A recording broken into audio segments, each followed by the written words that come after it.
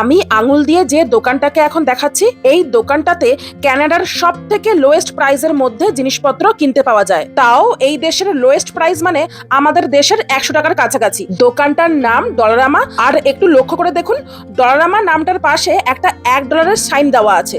এই সাইনটার মানে বোঝাতে চাইছে যে এই দোকানটাতে সব থেকে লোয়েস্ট প্রাইসের জিনিসপত্র কিনতে পাওয়া যায়। এখান থেকে আপনি যাই জিনিস কিনুন না কেন, তার দাম $1 থেকে $5 মধ্যেই থাকবে। আর তারপরে সেই জিনিসটার দামের ওপর 13% ট্যাক্সও যোগ হবে।